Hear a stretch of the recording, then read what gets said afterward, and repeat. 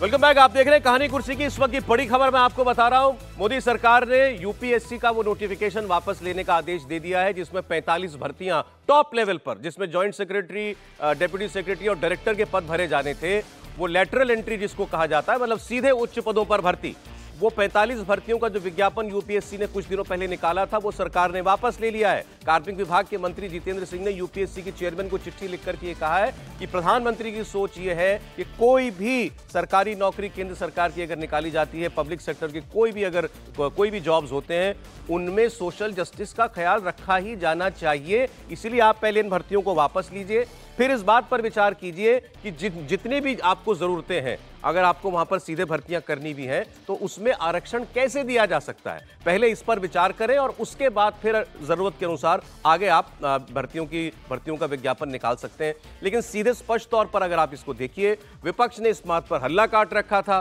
सारी पार्टियां, राहुल गांधी और अखिलेश यादव हो, मायावती हो, बल्कि वही क्यों, सरकार के अंदर जो लोग हैं, चिराग पासवान, उन्होंने कल इंटरव्यू में साफ साफ कहा, नो इफ नो बट, मैं मोदी जी से बात करूंगा, मेरे पास एक फोरम है, मैं सरकार का हिस्सा हूं, मैं अपनी बात रखूंगा, इन भर्तियों में आरक्षण होना चाहिए। तो सरकार अंदर से भी दबाव में थी और बाहर से तो विपक्ष पूरी तरीके से आक्रामक था ही। इसको सीधा सीधा उसका साइड इफेक्ट आप मानिए कि मोदी सरकार को पीछे ही अपना कदम लेना पड़ा है। वरना पिछले 5 साल के अंदर ऐसी ही भर्तियां निकाली गई थी, 69 भर्तियां निकाली गई थी, 57 लोग उसमें से अभी भी काम कर रहे हैं। ऐसा नहीं है कि ये भर्तियां केवल मोदी सरकार ने आने के बाद निकाली, इससे पहले भर्तियां होती आ रही थी। विजय त्रिवेदी ने बड़ा अच्छा उदाहरण दिया। मनमोहन सिंह जी 10 साल जो देश के प्रधानमंत्री रहे, उनकी जब पब्लिक सेक्टर में एंट्री हुई थी, वो भी लेटरल एंट्री का एक उदाहरण था। सीधे वो तो दुनिया भर में काम करते थे और इंदिरा गांधी जी उनको लेकर के सरकार के सिस्टम में, और ये सरकार खुद बता रही है। यूआईडीआई के चेयरमैन जो बनाए गए, आधार जब स्कीम को मनमोहन सरकार ने उसको पुश दिया था, उस वक्त नंदन नीलेकनी इन्फोसिस के सर्वा थे, उनको सीधे लाया गया कि आप ये काम कीजिए भारत सरकार की तरफ से, और उन्होंने देखिए क्या शानदार सिस्टम बनाया। वो क्योंकि उस एक्सपर्टीज की आपको जरूरत थी। इसी हिसाब से इमेजिन कीजिए अब ये सरकार क्यों ये वापस ले रही है, ऐसा क्या डर है। और दूसरी तरफ भी बात करनी चाहिए हमको, जो विपक्ष का इस पूरे मामले पर स्टैंड है कि नहीं, इसमें भी आप रिजर्वेशन दीजिए, क्या वो उचित है। अगर मुझे कोई एक्सपर्ट आदमी चाहिए तो क्या मुझे उसकी जाति देखनी चाहिए, इस पर हम लोग यहाँ पर एक विमर्श कर सकते हैं। विजय जी का एक पक्ष है, हर्षवर्धन जी का एक पक्ष होगा, अवधेश जी का। अवधेश जी, पहले तो आप इस आदेश के वापस लेने को कैसे समराइज करेंगे? नहीं, मैं बहुत ही एक कहावत है कि देश जाए चूल्हे भार में, राजनीति होनी चाहिए। वोट बैंक के डर से हम कोई भी काम करेंगे, कोई भी काम छोड़ेंगे, ये इस समय संपूर्ण राजनीति का वातावरण है और यही डर पैदा करता है कि क्या एक विकसित भारत का लक्ष्य जो दुनिया का नेतृत्व करने के लिए खड़ा होना चाहता है। देखिए, समाज में वंचित हैं, पिछड़े हैं, उनके जितना संभव हो अधिकतम उनको आगे लगाने की कोशिश है और नौकरियां उसमें एक बड़ा है, उसमें आरक्षण होना ही चाहिए।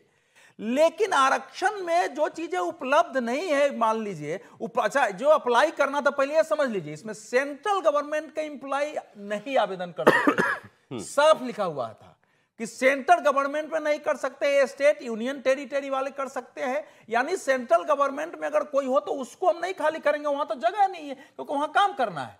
या फिर मल्टीनेशनल में काम कर रहे हैं, किसी दूसरे क्षेत्र में काम कर रहे हैं, वही लोग इसको अप्लाई कर रहे थे। 3 से 5 साल तक का ये पोस्ट है। अब देखिए, इसमें जो चीजें एप्लीकेशन आनी शुरू हो चुकी हैं, एप्लीकेशन आनी शुरू हो चुकी है। मेरा कहना यह है कि सरकार इस पूरे घटनाक्रम में जो सबसे दुखद स्थिति रही है कि सरकार कभी भी या भारतीय जनता पार्टी एक बयान लेकर के सामने नहीं आई कि हमारा लक्ष्य क्या है, किस क्षेत्र में हम चाहते हैं, इससे आरक्षण बाधित होना है, नहीं होना है, जो लोग आवाज उठा रहे हैं उनका हेतु क्या है, हम क्या करना चाहते हैं। सर, ये तो पॉलिसी सरकार की साफ है ना। पिछली सरकार ने भी भर्ती करी थी। नहीं, पिछले जब हुआ था तो हम सब लोगों ने 2018 में इस पर आर्टिकल्स। अब मुझे इजाजत दें तो एक लाइन और कह दूं, आज इतने लोग शोर मचा रहे हैं, उन 69 भर्तियों पर क्यों शोर नहीं मचाया गया था? शोर भी नहीं मचा।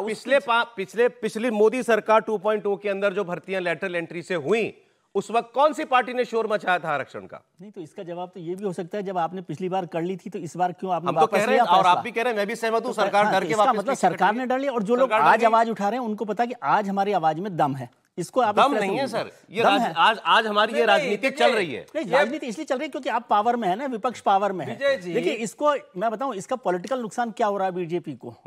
आप इसको बहुत गंभीरता से लीजिए। लेटरल एंट्री को मैं नहीं छोड़ रहा, मैं आपको कह रहा हूँ बीजेपी के लिए ये एक और बड़ा नुकसान होगा, जो उसकी इमेज बार बार एंटी रिजर्वेशन, एंटी पिछड़ा बन रही है ना। आप ये, मैं नहीं कह रहा कि बीजेपी की इमेज, बीजेपी ऐसा है, लेकिन उसकी जो इमेज बन रही है, जो इलेक्शन में जो नुकसान हुआ आपको, वो उससे आगे बढ़ रहे हो आप। ये नुकसान तो सरकार, और इसलिए सरकार को क्या करना चाहिए था? अपने स्टैंड पर अड़े रहना चाहिए था या वापस लेना चाहिए? तय करना है। मैं तो कह रहा हूँ उससे सरकार का फैसले पर ये एक और फैसला। मैं आपसे कह रहा था, अंदर से भी घेरे बाहर से भी। चिराग पासवान की बात सुनिए, केंद्र सरकार में मंत्री हैं, सहयोगी हैं, उनका क्या कहना था? मैं और मेरी पार्टी कतई सहमत नहीं है।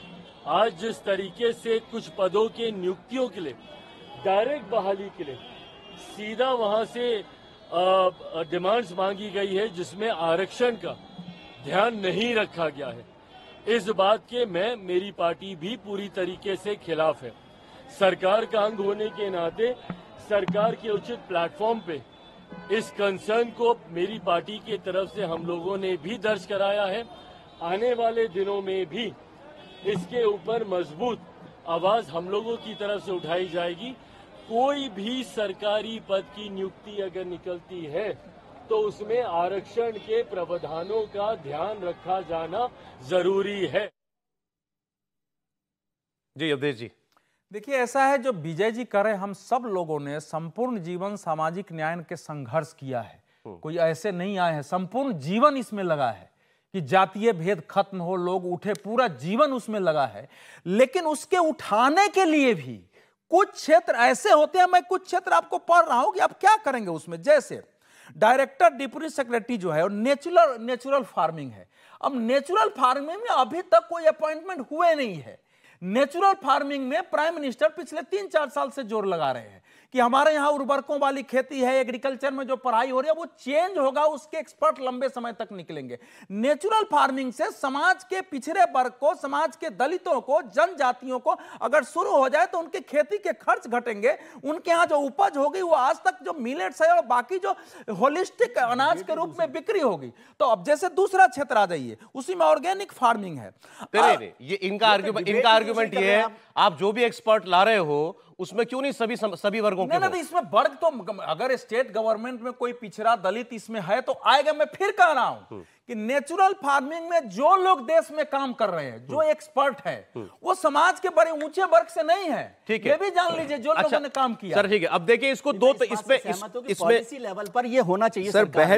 बहस इस वक्त दो रोज का ये बहाने होने ही नहीं चाहिए। एक तो जो मुद्दा है हमारे सामने, लेटरल एंट्री, आपको एक्सपर्टीज चाहिए, एक्सपर्ट चाहिए, क्या उसमें जाति देखी जानी चाहिए? Point number 1। दूसरा पॉलिटिकल मुद्दा है, सरकार बैक ट्रैकिंग क्यों कर रही है? मोदी सरकार को अड़े क्यों नहीं? मोदी सरकार अड़ गई कि नहीं, ये मुद्दा हमने बहुत सोच समझ करके ये विषय निकाला है और हमको जो एक्सपर्ट चाहिए वो उसमें ये सिस्टम लागू नहीं किया जा सकता। भाई सीधी सी बात है, इस बात से ये सरकार पहले अनभिज्ञ तो नहीं रही होगी कि भाई ऐसी मांग उठ सकती है, या उनको लगता हो कि इसमें मुमकिन है तो पहले ही उसमें आरक्षण का कोई प्रावधान कर दिया गया होता। सर सरकार ये बात भूल गई थी कि अब उनके पास 303 का मैंडेट नहीं है, वो गठबंधन की सरकार है। सरकार जिस 10 साल का काम कर रही थी उसी सरकार आधार पर सरकार को लगा कि हम जो लेके आएंगे हमारे सहयोगी दल इसको समर्थन देंगे और हमें किसी की पूछने की जरूरत नहीं होगी। चिराग पासवान ने इसका विरोध किया है, नीतीश कुमार की पार्टी के अंदर इसको लेके एक नाराजगी थी, उन्होंने अपना संदेश भेजा। चंद्रबाबू नायडू ने भी के सांसद ने भी इस बात को लेकर अपनी आपत्ति दर्ज कराई, ऐसा कहा जा रहा है।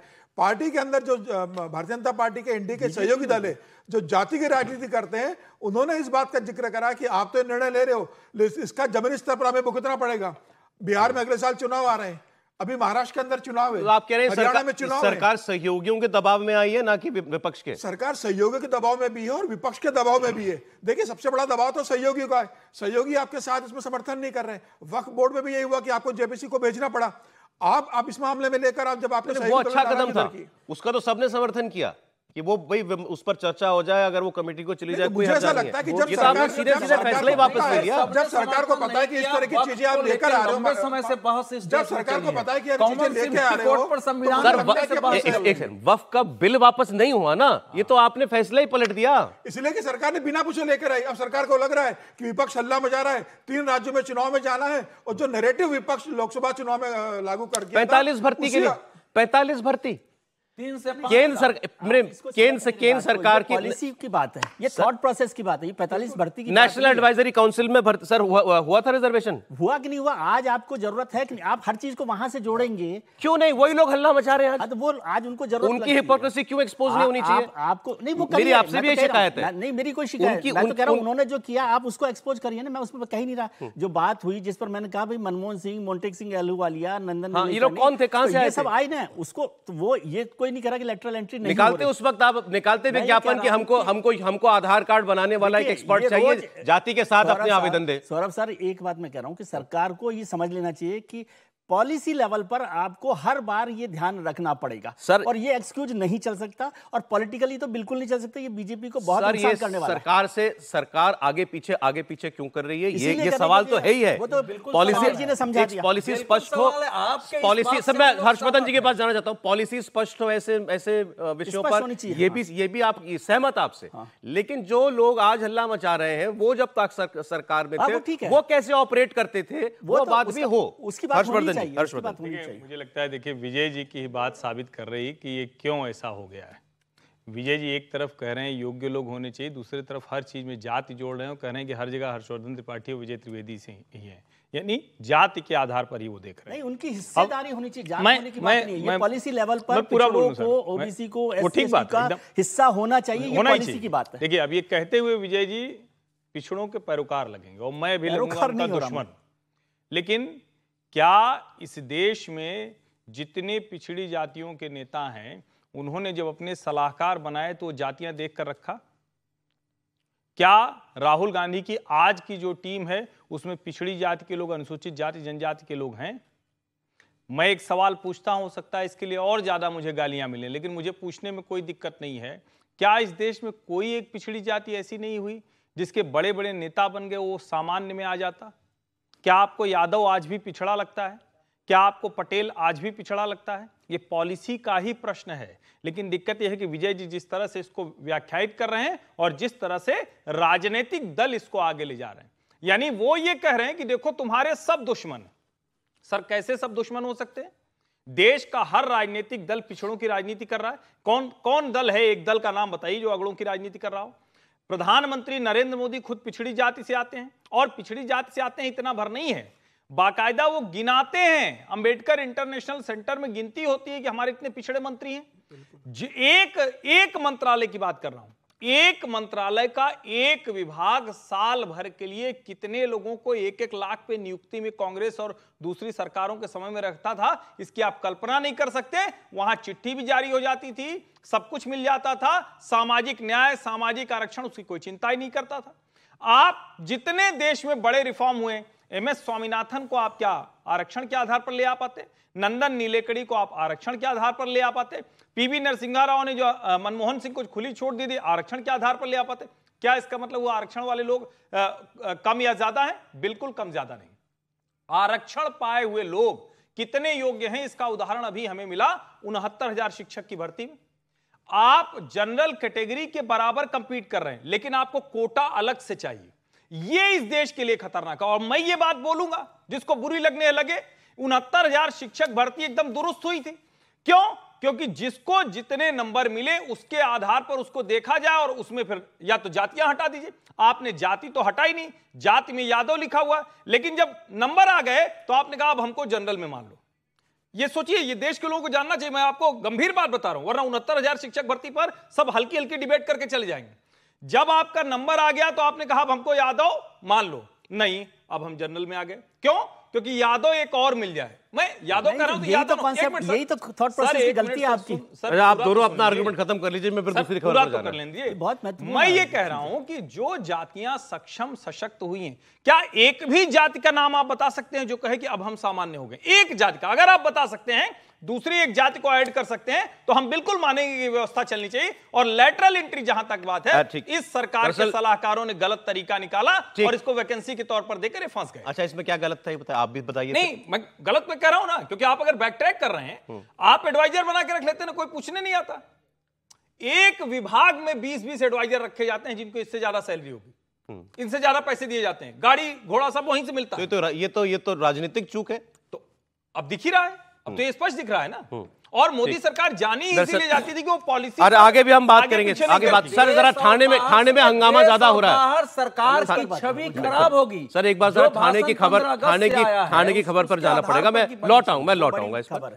जी, वहां पर मैंने आपको बताया था 2 बच्चियों के साथ स्कूल में दुष्कर्म हुआ, लोग इतने नाराज हैं, रेलवे ट्रैक रोका हुआ है, पत्थरबाजी हुई, फिर उन पर लाठीचार्ज भी हुआ। ये देखिए जरा थाने का बदलापुर और ये रेलवे स्टेशन की हालत इस वक्त आप देख रहे हैं। बच्चियों के साथ जो दुष्कर्म हुआ है, अब बहुत छोटी छोटी बच्चियां हैं, 3 साल 4 साल उनकी उम्र है, और उन्होंने ही जाकर के, समीर जी अभी बता रहे थे, उन्होंने जानकारी ली पूरी वारदात की।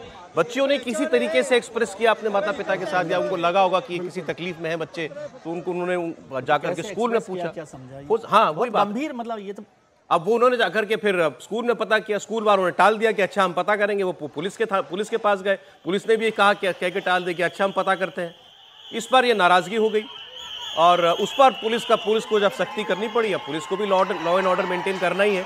रेलवे ट्रैक पर कब तक लोग जो है इस तरीके से बैठे रह सकते हैं, तो उससे भी लोगों में नाराजगी है। थोड़ी आवाज सुना दीजिए जरा वहां की इस वक्त जो हो रहा है।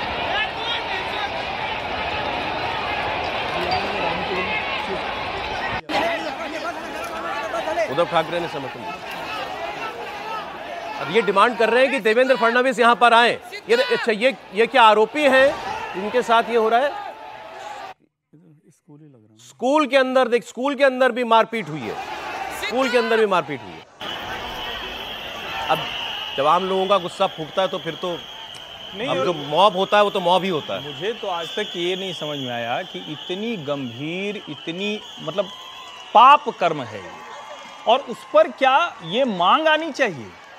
उस महिला को मांग करना पड़ रहा है कि कोई गृहमंत्री। हाँ, मैं इस बात को आज तक नहीं समझ पाया कि इसमें तो नेता को कभी कभी सुओ मोटो भी जाना चाहिए ना, प्रोएक्टिव जिसको कहते हैं। ये स्कूल है, आप वहां खड़े देखें, ये स्कूल है।